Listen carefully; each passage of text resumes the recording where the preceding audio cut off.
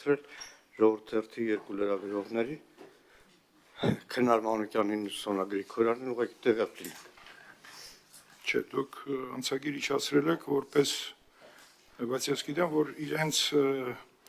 լրագրողական գործունեությունը տարածքում արգելափակված էր։ Ճիշտ է դա։ Պատգամավոր իրավունք ունի անցագիր իջացնել։ Չէ, բայց անցագիր իջացրել եք նիստերին մասնակցելու իրավասություն ունե։ Այո։ Տիգին Յարմալյան, կանոնակարգ օրենքը Դե ամեն դեպքում Շատ լավ։ Եթե արգելք չկա, շարունակենք մեր աշխատանքը։ Օրակարգի առաջին հարցը ռազմական գործողությունների հետևանքով ստեղծված պայմաններում եւ հանգամանքներում անհայտ կորած անձանց մասին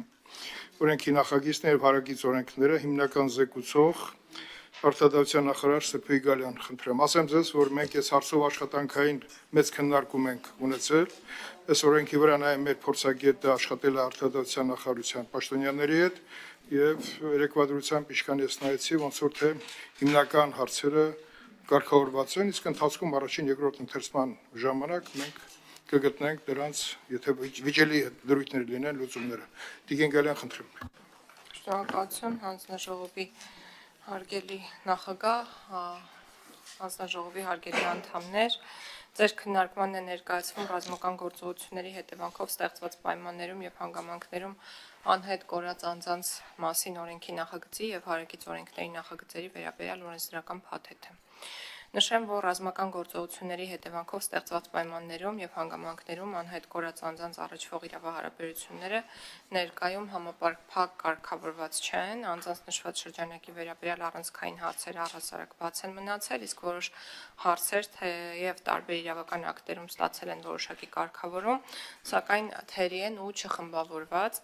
Նշվածով պայմանավորված անհրաժեշտություն է առաջացել ընդունել առանձին շրջանակային օրենք, որով կապահովի ռազմական գործողությունների հետևանքով ստեղծված պայմաններում եւ հանգամանքներում անհայտ կորած անձանց առաջվող իրավահարաբերությունների համապարփակ կարգավորումը։ Ներկայացնեմ նախագծի հիմնական կարգավորումները։ Նախագծով սահմանում է, թե ով է համարվելու անհայտ կորած անձ, եթե հակիրճ, ապա զինծառայողը կամ զինծառայության մեջ չգտնվող այլ անձը,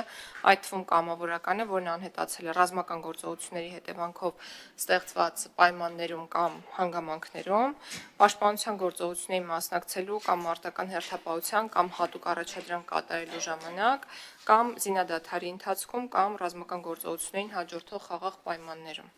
Նախագծով սահմանում են անհայտ կորած անձանց, ինչպես նաև նրանց ընտանիքի անդամների իրավունքները, այդ թվում անհայտ կորած անձի անհետացման պատճառների եւ հանգամանքների, գտնվելու դեպքում գտնվելու վայրի, մահվան դեպքում մահվան հանգամանքների, հուղարկավորման վայրի վերաբերյալ հավաստի տեղեկություններ ստանալու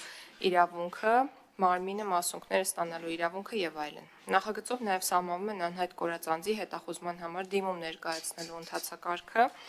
հետախուզման գործընթացին առնչվող դրույթներ, հետախուզման դադարեցման դեպքերը։ Այսպես նախագծի իմաստով անհայտ կորած անձի հետախուզման դիմումը ներկայացվում է լիազոր մարմին, ընտանիքի անդամի, պետական մարմնի կամ հասարակական կազմակերպության կողմից, որից հետո անհայտ կորած անձին վերաբերող տեղեկությունները մուտքագրվում են համապատասխան ռեեստրը։ Օրենքում ամրագրվել է, որ լիազոր մարմինը հարցումներ է ուղարկում պետական եւ տեղական ինքնակառավարման մարմիններին, միջազգային մարդասիրական կազմակերպություններին, որոնք կարող են տիրապետել անհրաժեշտ տեղեկատվություն։ Սա ենթադրում է, որ որոնողական աշխատանքներ, որի ժամկետները կարող են երկարաձգվել, սակայն սահմանված է, որ բոլոր անհրաժեշտ միջոցները ձեռնարկելուց հետո արկա վիճակի մասին 15-օրյա պարբերականությամբ տեղեկատվություն պետք է ներկայացվի լիազոր մարմնին։ Նշեմ նաև, որ այս որոնողական աշխատանքների եզրափակման մասում սահմանվել է, որ հետախուզումը դադարեցվում է անհայտ կորած անձի գտնվելու վայրը, հուղարկավորման վայրը կամ այդ անձի մարմնի մասունքները գտնվելու վայրը պարզելու օրվանից 3 օրվա ընթացքում, որի մասին անհապաղ նշվում է նաև համապատասխան ռեեստրում։ Իսկ անհայտ կորած անձի դատարանի վճռով մահացած ճանաչվելու, սակայն նրա մարմինը չհայտնաբերված լինելու դեպքում հետախուզումը չի դադարեցվում։ Որպես անհայտ կորած անձանց հարցերով լիազոր մարմին նախատեսվում է ազգային անվտանգության ծառայությունը, սահմանում է վերջինիս լիազորությունների շրջանակը։ Մասնավորապես լիազորությունների շրջանակը ներառում է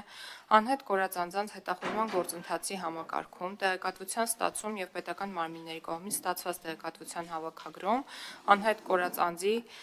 հետախուզում, նրա գտնվելու վայրի կամ նույնականացման նպաստող ստացված տեղեկատվության եւ փաստերի հավաքագրում եւ ստուգում, հաղորդակցում անհայտ կորած անձանց ընտանիքի անդամների հետ, նրանց անհայտ կորած անձանց հետախուզման ընթացքի եւ արդյունքների, անհայտ կորած անձանց նույնականացման, անհետացման հանգամանքների ու պատճառների քննության արդյունքների մասին տեղեկատվության տրամադրում եւ այլն։ Նախատեսվում է լիազոր մարմնի ներքո ստեղծել անհայտ կորած անձանց միասնական ռեեստրը, որի մասին ես նախորդ թիվ խոսեցի, որի տվյալները հասանելի են լինելու անհայտ կորած անձանց ընտանիքի անդամներին, պետական եւ տեղական ինքնակառավարման մարմիններին։ Նախագծով սահմանվելու են անհայտ կորած անձանց եւ նրանց ընտանիքների անդամներին տրամադրվող արտոնությունների շրջանակը, որոնք շատ դեպքերում բխում են նաև գործող օրենսդրությունից։ Մասնավորապես նախատեսվել է, որ անհայտ կորելու հետևանքով դատական կարգով անհայտ բացակայող ճանաչված զինծառայողի ընտանիքի անդամի երկարատև հիվանդության, մահվան դեպքերում ընտանիքների անդամներին տարվա ընթացքում մեկ անգամ կարող է վճարվել միանվագ դրամական օգնություն։ Ընտանիքի այն անդամները, որոնք անձի անհայտ բացակայող ճանաչվելու օրվա դրությամբ Հայաստանի Հանրապետության տարածքում չունեն սեփական բնակարան կամ ունեն, բայց այն 4-րդ աստիճանի վթարային է եւ քանդման ենթակա, հաշվառվում են որպես բնակարանային պայմանների բարելավման կարիք ունեցող եւ նրանց սեփականության իրավունքով կարող է հատկացվել բնակարան կամ բնակարան ձեռք բերելու համար կարող է տրամադրվել համապատասխան աջակցություն։ Զինծառայողների մինչև 27 տարեկան զավակները, ծնողները, ամուսինը, կինը ընդհանուր մրցույթից դուրս ընդունելության եւ անվճար ուսումնառության իրավունք ունեն բուհերում։ Անհայտ կորած անձի ընտանիքի անդամը կենսաթոշակային ապահովության եւ նպաստի ստացման իրավունք ունի, որն իրականացվում է ոլորտային օրենքով սահմանված կարգով։ Ընտանիքին տրվում է նաեւ դրամական աջակցություն կառավարության սահմանած կարգով եւ չափերով, ընտանիքի անդամներն օգտվում են հարկային օրենսգրքով սահմանված արտոնություններից, իրենց սեփականության իրավունքով պատկանող անշարժ գույքի հարկից եւ փոխադրամիջոցի գույքահարկից ազատման տեսքով։ Անհայտ կորած անձի ընտանիքի անդամը սոցիալ-հոգեբանական օգնության իրավունք ունի եւ այլն։ Անհայտ կորածների եւ ծնողների մտահոգությունները Կորածների, ծնողների եւ բարեկամների մտահոգությունները հաշվի առնելով սահմանվել է, որ անձի անհայտ կորելու փաստով անհայտ կորած անձի հետախուզման մասին դիմում ներկայացված լինելու եւ միաժամանակ քրեական վարույթ նախաձեռնված լինելու դեպքում քննիչն անհապաղ միջնորդություն է ներկայացնում դատարան անհայտ կորած անձին առնչվող հեռախոսազանգերի տվյալները դրանց կապակցությամբ տեղաշարժի տվյալները ստանալու համար։ Դատարանի համապատասխան որոշումը հիմք է, որ անհայտ կորած անձին հնարավոր լինի որոնել նաեւ բջջային հեռախոսի գտնվելու վայրով տեղեկատվություն ստանալով այն մասին, թե ում հետ է կապ հաստատել անհայտ կորած անձը բջջային հեռախոսով, թե տվյալ պահին որտեղ է գտնվում հեռախոսը եւ այլն։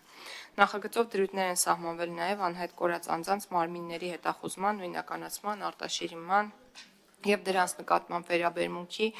ինչպես նաեւ միջազգային համագործակցության մասերով։ Միաժամանակ հարակից օրենքների նախագծերով նախատեսվում է կերակրողին կորցնելու դեպքում անհայտ կորած անձի ընտանիքի անդամների կենսաթոշակի, ինչպես նաեւ նպաստի իրավունքը կանոնակարգելով նաեւ դրա կիրառման առնչվող հարաբերությունները։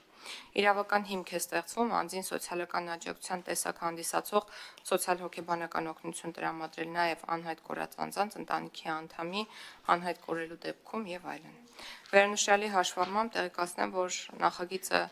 բոլոր շահագրգիռ մարմինների հետ ոչ մեկ անգամ քննարկվել է։ Տարբեր քննարկումներ են իրականացվել նաև անհայտ կորած անձանց ծնողների եւ հարազատների հետ եւ նախագիծը լրամշակելիս նաեւ հաշվի են առնվել նրանց կողմից ներկայացված դիտողություններն ու առաջարկները։ Նախագիծը քննարկվել է նաեւ հասարակական կազմակերպությունների, Կարմիր խաչի ներկայացության գործընկերների հետ, նախագծում ներկայացված փաթեթում նաեւ տեղ են գտել նրանց կողմից ներկայացված առաջարկները։ Խնդրում եմ նախագծին տալ դրական եզրակացություն։ Շնորհակալություն տիկին նախարար, հարցեր հիմնական զեկուցողին Գեհան Մանուկյան, խնդրեմ։